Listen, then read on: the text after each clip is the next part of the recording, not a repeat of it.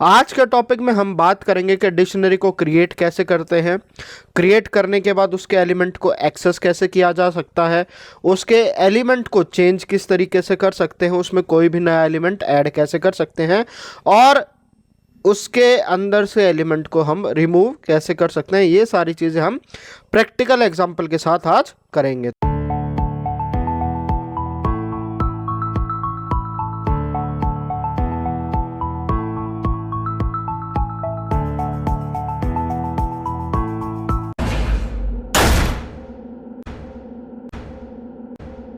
Hello everyone, मैं हूं सुमित कुमार नागर और कंप्यूटर गुरु हम में आपका स्वागत है।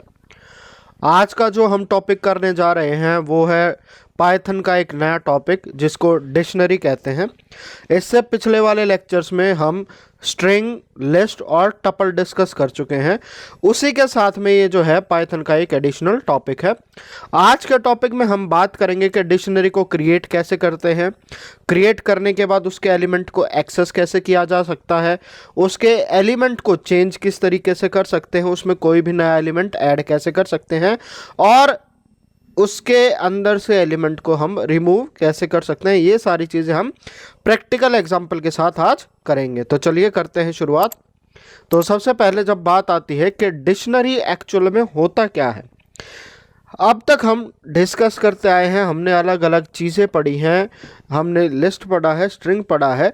डिक्शनरी उनसे एक बिल्कुल अलग है। लिस्ट के अंदर अगर मैं बात करूं, लिस्ट के अंदर हमारे पास क्या होता था, एक लिस्ट के अंदर अलग अलग तरह के एलिमेंट थे। डिक्शनरी के अंदर क्या होता है, उन एलिमेंट के साथ एक एडिशनल वैल्यू जो है वो ऐड कर दी जाती है। और डिक्शनरी का मीनिंग जैसे एक इंग्लिश की डिक्शनरी होती है, हम उस तरीके से इसको ले सकते हैं। जैसे एक वर्ड होता है और उसके साथ उसका मीनिंग होता है, तो सेम चीज़ें जो हैं वो पाइथन के अंदर हम बना सकते हैं। तो पाइथन के अंदर क्या होते हैं, डिक्शनरी के अंदर हम जो वैल्यू स्टोर करेंगे वो क्या होगा, एक की वैल्यू होगी और एक उसके साथ वैल्यू होगी, जो दोनों पेयर मिलके एक एलिमेंट जो है वो डिक्शनरी का बनेगा। डिक्शनरी में क्या होगा, जो भी कलेक्शन होगा अनऑर्डर्ड होगा, जिसको हम चेंज कर सकते हैं। उसके साथ साथ उसकी स्पेसिफिक प्रॉपर्टी ये होगी कि उसके अंदर कोई भी की वैल्यू जो है वो डुप्लीकेट नहीं हो सकती है, बशर्ते जो की है उनकी जो वैल्यूज है वो सेम हो जाए। तो डिक्शनरी को हम लिखते कैसे हैं, प्रोग्रामिंग में कैसे करना होता है, हमने पढ़ा था। स्ट्रिंग को करना है तो हमें राउंड ब्रैकेट में करना है, लिस्ट को करना है तो स्क्वायर में, टपल को करना है तो राउंड ब्रैकेट में। और जब बारी आती है डिक्शनरी की, तो डिक्शनरी के लिए हम यूज़ करते हैं करली ब्रेसेस। फिर उसके बाद जो अलग से चीज़ आती है, इसके अंदर जो हो गया, जो भी वैल्यू होगी, जो भी आइटम बनेगा, उसको किस नाम से रेफ़र किया जाएगा, उसको उसकी की के नाम से रेफ़र किया जाएगा।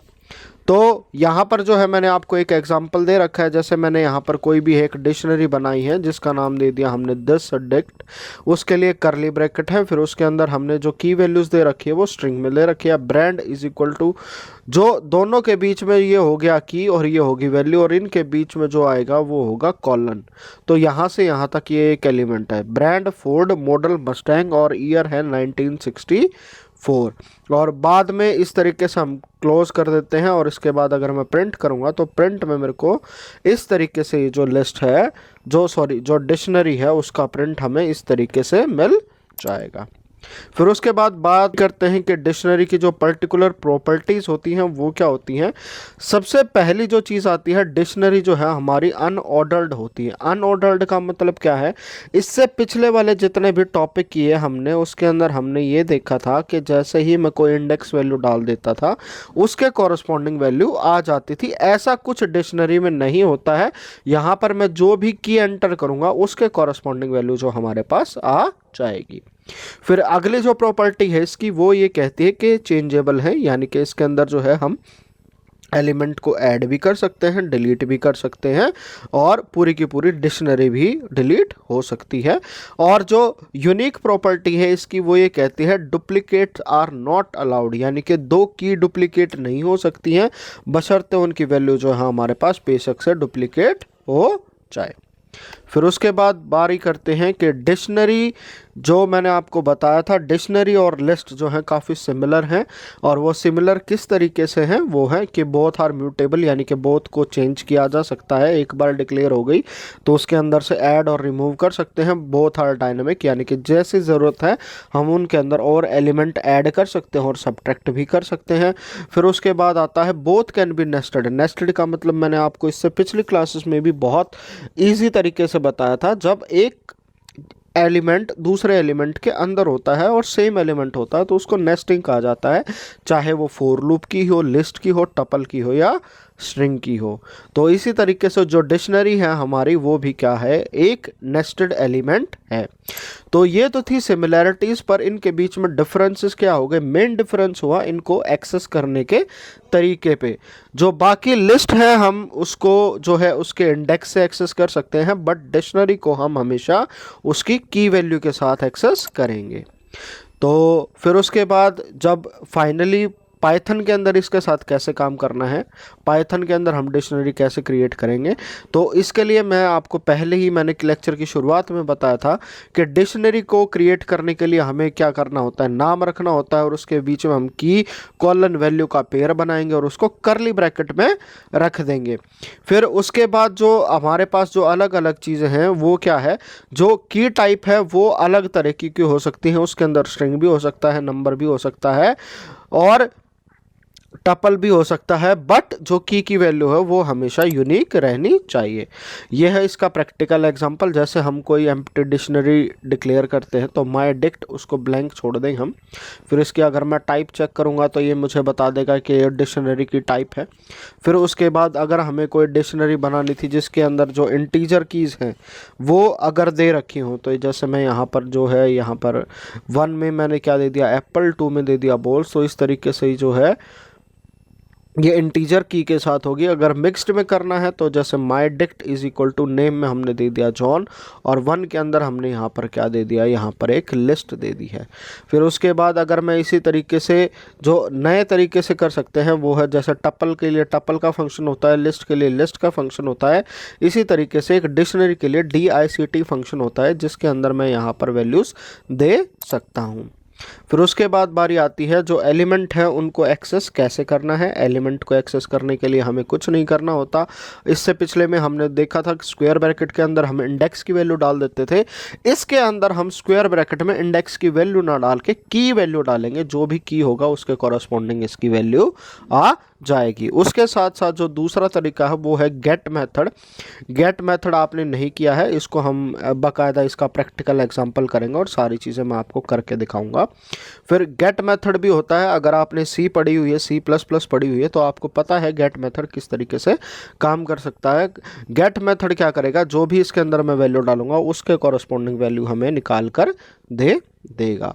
फिर उसके बाद जो गेट मेथड और जो स्क्वायर ब्रैकेट में डिफरेंस है वो ये क्या है, अगर गेट मेथड के अंदर मान लो कोई मैं ऐसी की वैल्यू डाल देता हूँ जो डिक्शनरी के अंदर नहीं होती है, तो गेट मेथड जो है रिटर्न हमें जो है नन वैल्यू रिटर्न करेगा, और यही काम अगर मैं स्क्वायर ब्रैकेट में करूँगा तो वो मुझे की एरर दिखा देगा कि key is not there in dictionary. फिर उसके बाद यहाँ पर मैंने प्रैक्टिकल एग्जांपल दिखा रखा है आपको। जैसे गेट वर्सेस रिट्रीव में अगर मैं बात करते हैं तो जैसे हमने कोई भी डिक्शनरी बनाई है, यहाँ पर जो माई डिक्शनरी है, name is equal to Jack और एज इसमें 26 दे रखी है। अगर मुझे आउटपुट जैक चाहिए तो मैं यहाँ पर क्या करूँगा, प्रिंट फिर माई डिक्शनरी और ब्रैकेट के अंदर, स्क्वायर ब्रैकेट के अंदर जो है मैंने जो की वैल्यू है वो नेम डाल दिया, तो इससे क्या आ जाएगी, जैक की आउटपुट आ जाएगी। अगर यही चीज़ मेरे को 26 यहाँ से चाहिए होता है तो यहाँ से मैं करता प्रिंट माई डिक्ट, फिर उसके बाद पहले नाम डॉट गेट मेथड, और गेट में हमें क्या चाहिए, एज चाहिए, तो उसने वो वैल्यू उसके कॉरस्पॉन्डिंग हमें दिखा देगा। तो आउटपुट क्या हो जाएगी, 26 आ जाएगी। फिर उसके बाद अगर हम गेट मेथड से मान लो इसके अंदर एड्रेस थी, एड्रेस की कोई की नहीं है, उसके कॉरस्पॉन्डिंग करेंगे तो नन करेंगे। अगर यही चीज़ अगर मैं स्क्वायर ब्रैकेट में करता तो मेरा की एरर आ जाता।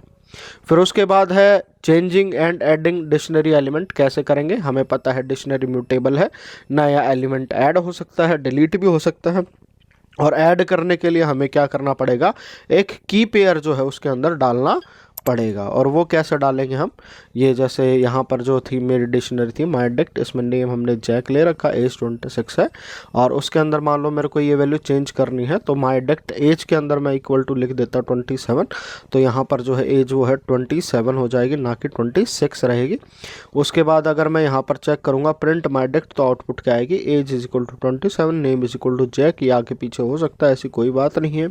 फिर उसके बाद अगर मैं यहाँ पे करता हूँ, जैसे कोई भी आइटम जो है मेरे को ऐड करना है, तो माइडिक्ट यहाँ पर की वैल्यू इज इक्वल टू जो उसके अंदर वैल्यू आएगी। फिर उसके बाद अगर आउटपुट चेक करूँगा तो इस तरीके से एक नया की पेयर है उसके अंदर ऐड हो जाएगा। फिर उसके बाद बात करते हैं रिमूव कैसे करना है। रिमूव करने के लिए जो हमारे पास एक होता है पॉप मेथड। अगर आपको स्टैक पढ़ा है, आपने सी में पढ़ा है, C++ में पढ़ा है या जावा में पढ़ा है, तो आपको पता है पॉप का मतलब क्या होता है। अगर किसी ने नहीं पढ़ा है और वो पहली बार जो है पढ़ रहे हैं प्रोग्रामिंग लैंग्वेज में, तो मैं बता देता हूँ पॉप के अंदर क्या होता है, जो सबसे लास्ट में एलिमेंट है उसकी वैल्यू जो है सबसे पहले निकाल कर दे दी जाती है। तो जैसे ही अगर मैं कोई पॉप मेथड यूज़ करूँगा डिक्शनरी के ऊपर, तो वो क्या करेगा, लास्ट वाला जो आइटम है उसकी की और उसकी वैल्यू मुझे दे देगा और वो की उसमें से डिलीट कर देगा। Then pop item method can be use to remove and return an arbitrary key values. Arbitrary यानी कि जो अभी डिफाइन न किया हो, item pair from the dictionary.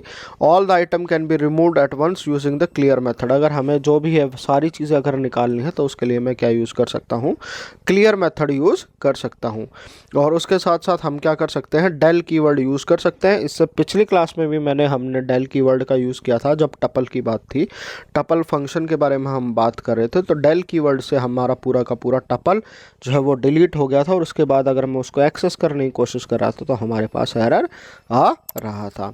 तो इसको करना कैसे है, इसके लिए रिमूव करना है। अगर मान लीजिए मैं रिमूव एलिमेंट कैसे करेंगे, तो जैसे हमने कोई भी डिक्शनरी बना ली, यहाँ पर स्क्वायर की बना ली है, 1 का स्क्वायर 1, 2 का 4, 3 का 9, 4 का 16 एंड 5 का 25। अगर उसमें से मैं चाहूँ कि पॉप निकाल दूँ मैं 4, तो जैसे ही 4 की वैल्यू जाएगी तो वो क्या करेगा, यहाँ पर 4 16 का पेयर जो है वो डिलीट कर देगा और आउटपुट मुझे क्या दे देगा, 16 दे देगा। उसके बाद अगर मैं प्रिंट स्क्वायर कराऊंगा तो आउटपुट ऐसे आएगी, उसके अंदर 4 की जो वैल्यू है वो नहीं होगा। फिर उसके बाद अगर मान लो मुझे जो है कोई आइटम निकालना होता है, तो print my square pop item करता हूँ, तो यहाँ पर जैसे जो लास्ट वाला एलिमेंट है यानी कि इसकी वैल्यू जो हमारे पास आ जाएगी। फिर उसी के बाद अगर उसके बाद दोबारा अगर स्क्वायर को प्रिंट कराता हूँ तो वैल्यू क्या आ जाएगी, जैसे इसमें से 5 की भी वैल्यू जो है वो डिलीट हो चुकी है। फिर उसके बाद स्क्वायर डॉट क्लियर करूँगा तो आउटपुट क्या हो जाएगी, अगर प्रिंट कराता हूँ स्क्वायर्स का तो 0 हो जाएगा। अगर यहाँ पर डिलीट कर देते हैं स्क्वायर के, उसके बाद चेक करते हैं तो हमारे पास क्या है, एरर आ जाएगा। तो ये सारी चीज़ें थी, ये जो हमने प्रैक्टिकल एग्जांपल देखा और डिक्शनरी पे कैसे क्या काम कर सकते हैं। हम अब क्या करते हैं, इसका मैं आपको एग्जांपल करके दिखा देता हूँ। उसके लिए आइडियली रन कर लेते हैं अपना।